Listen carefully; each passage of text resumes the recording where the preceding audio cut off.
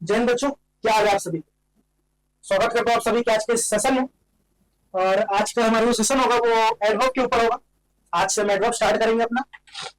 और कुछ दिनों से हमारी इंग्लिश की क्लास शायद मतलब बंद भी है, कुछ इश्यूज थे, कहीं कुछ और भी काम रहते हैं, ठीक है। लेकिन आप लोग को मैं बार बार बोलता हूँ कि क्लास आप लोग को हमेशा मिलते रहेगा, ठीक है। क्लास लेट हो, एक दिन दो दिन लेट हो सकती है, क्लास आपको मिलेगी जरूर। कहते हैं ना कि जहां अपनों की याद न आए वो तन्हाई किस काम की, जो बिगड़ी रिश्ते ना बना दे वो खुदाई किस काम की। और बेशक हमें जाना है मंजिल के उस पार, लेकिन जिस मंजिल से अपने ना दिखाई दे वो मंजिल किस काम है। हाँ, चलो बच्चों, आज हम स्टार्ट करते हैं अपना चैप्टर एडवर्ब। अच्छा सर, एडवर्ब होता क्या है? हम वर्किंग डेफिनेशन पे जाएंगे, बुकिश डेफिनेशन पे नहीं जाएंगे, ठीक है बच्चों। एडवर्ब एक ऐसा शब्द या शब्दों का समूह होता है जो या तो किसी एडवर्ब या तो किसी एडजेक्टिव या तो किसी वर्ब में मीनिंग ऐड करते हैं।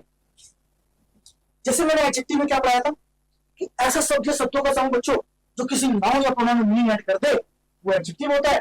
लेकिन एडवर्ब क्या होता है बच्चों? ऐसा शब्द या शब्दों का समूह जो कि किसी एडवर्ब, किसी एडजेक्टिव, किसी वर्ब में मीनिंग ऐड करता है बच्चों, उसको हम एडवर्ब बोलते हैं।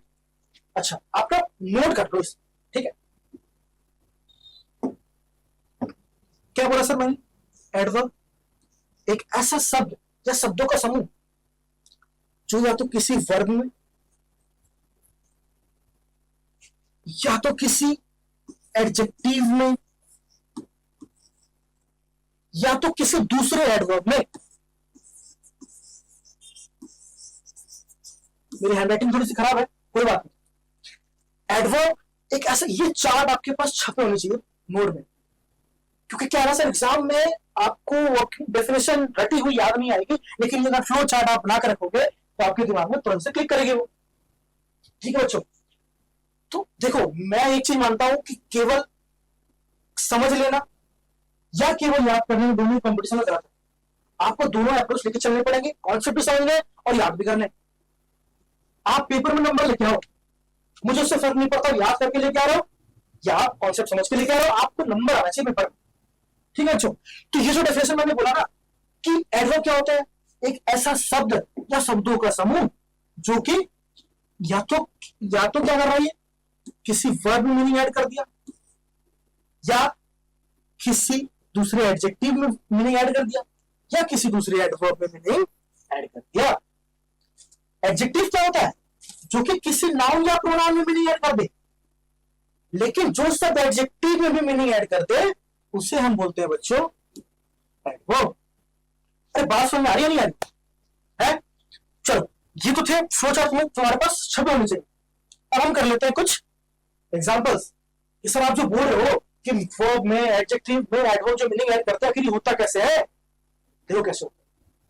अच्छा, मैं कहां लिखो बताओ, इसको छोटा कर लें? चलो एक काम करते हैं, मैं दूसरे में पढ़ाता हूं, ठीक है।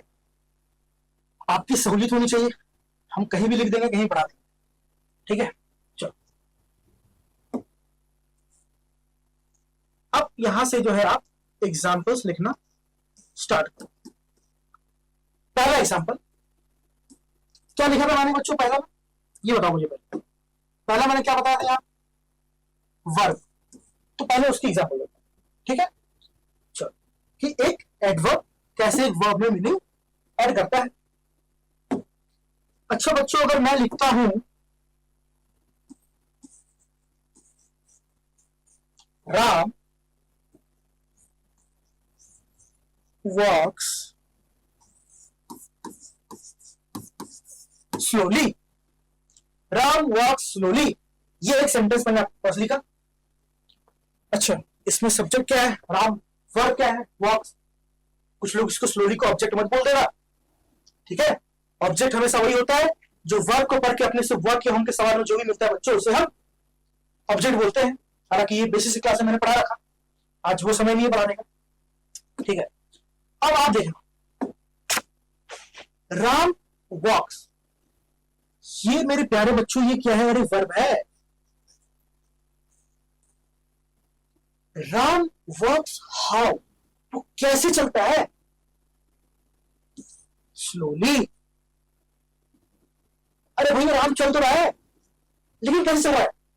स्लोली चल रहा है, धीरे धीरे चल रहा है ना बच्चों? तो एक बार बताओ, ये जो स्लोली है ये किसके मीनिंग में ऐड कर रहा है? वॉक से कर रहा है, वॉक क्या वर्ब भी तो है। यानी कि जो हमारा शब्द स्लोली है, अरे ये एडवर्ब बन गया। बात समझ में आ रही है नहीं आ रही है?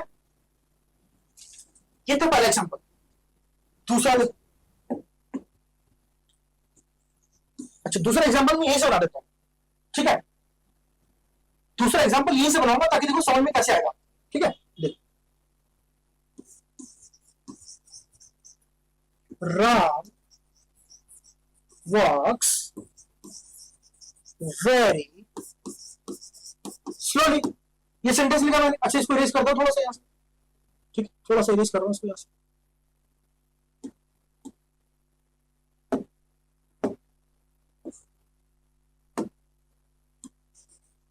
ठीक है, ताकि आपको सेंटेंस समझने में दिक्कत ना आए। अब देखो, राम वॉक्स वेरी स्लोली। बच्चों इसमें जो ये, पहले मुझे ये बताओ, ये जो वॉक्स है ये क्या है? एक वर्ब है। राम वॉक्स हाउ? स्लोली। यानी ये जो स्लोली है ये तो किसके मीनिंग ऐड कर रहा है बच्चों? ये तो वर्ब के मीनिंग ऐड कर रहा है। यानी कि ये क्या हो गया हमारा? एडवर्ब हो गया। अब ये वेरी किसकी मीनिंग ऐड कर रहा है? राम वॉक्स वेरी स्लोली। पहले तो था राम वॉक्स स्लोली, अब हो गया राम वॉक्स वेरी स्लोली। यानी कि बच्चों ये जो वेरी है, ये वेरी किसके मीनिंग में बच्चों मीनिंग ऐड कर रहा है? स्लोली में। ये कलर थोड़ा सा मुझे अजीब सा लग रहा है, कलर लेता हूं मैं पिंक, आपको जल्दी समझ में आएगी क्योंकि आप आज के बालों को, है ना? तो ये जो वेरी है, ये वेरी कहा गया भाई, ये जो वेरी है, लो मैंने गुलाबी अक्षर में लिख दिया ऐसे, ये वेरी स्लोली की मीनिंग में कुछ ऐड कर दिया। यानी कि ये वेरी भी हमारा क्या है? अरे एडवर्ब भी तो है। अरे नालायक, क्या बताया था मैंने यहाँ पे कि ऐसा शब्द या शब्दों का समूह जो या तो किसी वर्ब में ये एडवर्ब मीनिंग ऐड कर दिए। वर्ब में तो कर दिया, अब ये एडवर्ब में भी कर दिया, तो भी वो क्या होगा? एडवर्ब ही होगा। ठीक है, ये है खेल। बार बार बोलता हूं ना कि चीजों को अच्छे से समझा करो। अगर तुम्हारे बेसिक से हिला होंगे ना तो फिर मजा नहीं है पढ़ने में। बार बार बोलता हूं मैं चीजों को। और पढ़ना क्या है आपको पता है, कॉम्पिटिशन बहुत टफ है। बंदूक के ट्रिगर पे उंगली रखने वाला हर कोई शूटर नहीं होता, और हाथ में मार्कर पकड़ने वाला हर कोई टीचर नहीं होता। ठीक है, चलो अब एक जो हमारा रह गया वो क्या रह गया बच्चों? एडजेक्टिव। ये भी देख लो, इसको थोड़ा छोटा करता हूं।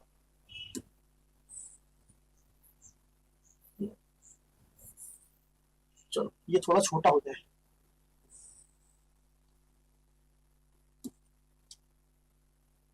ताकि मुझे थोड़ा सा स्पेस मिल जाए। ठीक है,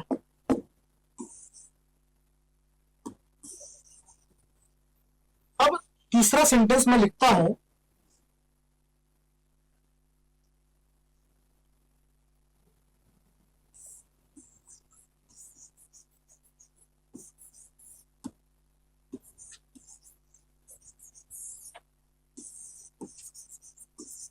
राम इज वेरी स्मार्ट। ये एक सेंटेंस लिखा मैंने, है ना?